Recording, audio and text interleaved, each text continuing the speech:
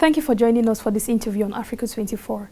Today we'll be receiving on set His Excellency Wamkele Mene, Secretary General of the African Continental Free Trade Area Secretariat, on the sidelines of the first ever Africa-Caribbean Trade and Investment Forum here in Bridgetown, Barbados. Thank you for joining us, Your Excellency. Thank you. Thank you for inviting me. Thank you. So can you give us your vision about strengthening ties between Africa and the Caribbean to boost trade and investment across both regions? Well, I think we have to reflect deeply about this event as to why it has taken us so long to get to a point where there is an exploration of trade and investment links between our two regions, Africa and the Caribbean. Obviously, the historical ties are very, very important, and that is what has bound us together thus far. We had not taken this step to convene in a trade and environment dialogue. It is the first time, as you mentioned.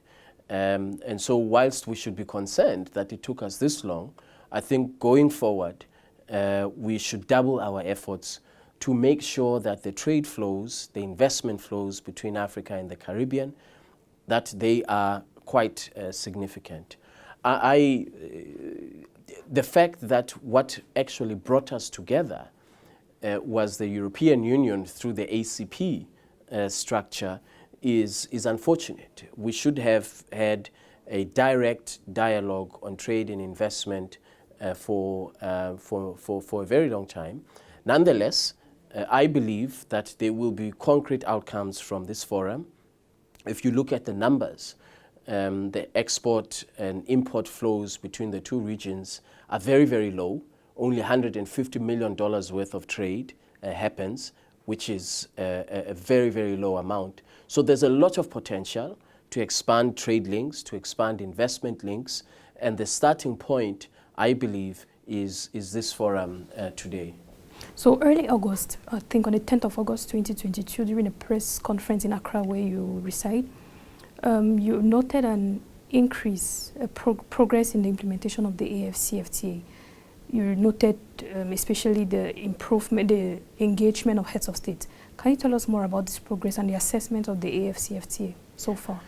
We've made progress in rules of origin, which is very important because without rules of origin you cannot trade.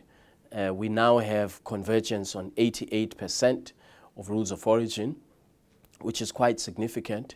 We trade in Africa over 5,000 products, and these products that we have been trading them based on different rules, which would be by region or by country.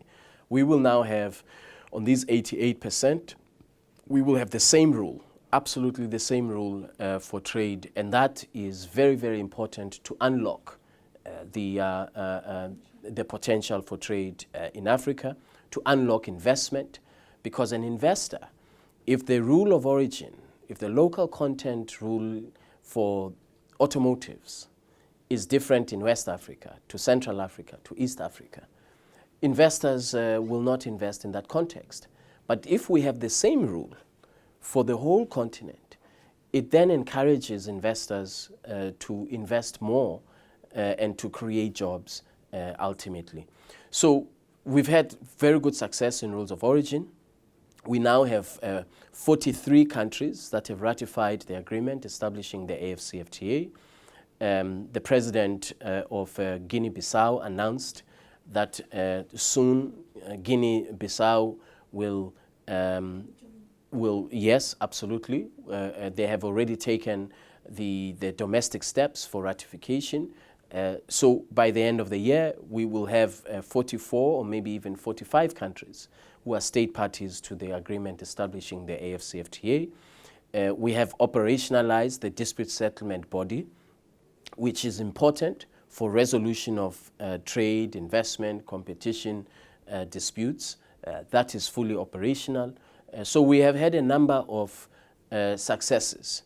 Where, of course, we would like to see more happening is we want to see more countries who are state parties to the AFCFTA, more countries introducing the customs systems at national level to enable trade under AFCFTA rules to happen.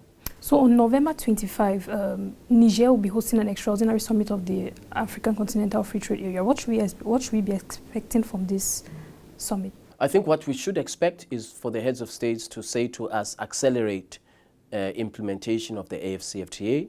We also expect that the heads of states will adopt the protocol on investment, the protocol on competition, and the protocol on intellectual property rights, which are being negotiated now as we speak.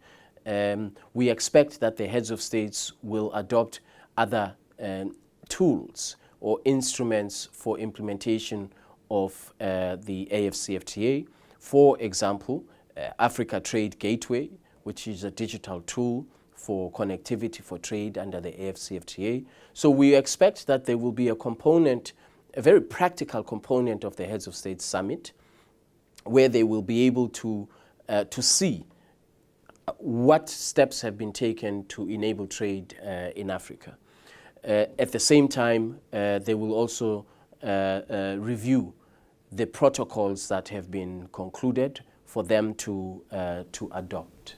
So all along we have been talking about the implication of the youth to unlock the potential of the AFCFTA. Can you tell us about your vision for the youth, how youth-led initiatives can be supported effectively on the continent?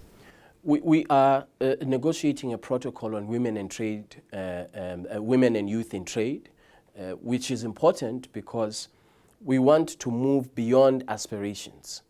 We want to move beyond saying that we are committed to making sure the AFCFTA benefits young people or that it benefits women who are small, medium enterprise owners. Those aspirations are good, but we want to do something concrete. So the protocol on women and youth in trade provides us with that legal platform to ensure that we have concrete outcomes and concrete benefits for young people. The idea is to explore, elaborate how the youth and women-led businesses can benefit from the AFCFTA. It's not for us as a secretariat to say this is what must be done to include women and youth in the implementation of the AFCFTA. We want these very important segments of our society to tell us what are their challenges, what are the barriers that they face when trying to trade across regions and across borders. So that's what the focus of that conference will be. And the outcomes will feed into the meeting of the Assembly of Heads of States and Government in Niamey. It will also feed into the drafting of the protocol, so that the protocol is actually informed by what Africans want to see, what young Africans want to see in a trade agreement. So how can Africa actually leverage on platforms such as the Africa-Caribbean Trade and Investment Forum to spur up its economic recovery? I think that the Caribbean region offers us an additional market for us to diversify our export and import and not just rely on one region of the world. It is obviously the ties, the historical ties, the political ties are very, very strong.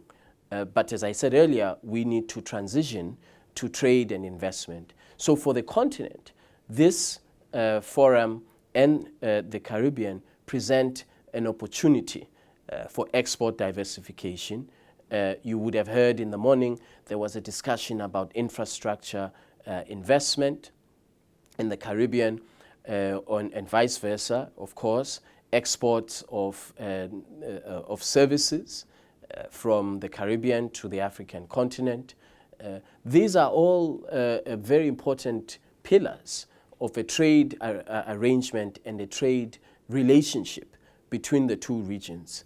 It took us a very long time to get to this point, so we now have to accelerate the implementation of this engagement so that we increase trade flows from the 150 million per year, where it is very low at the moment, to much, much higher levels. Thank you so much, Your Excellency, for honoring our invite.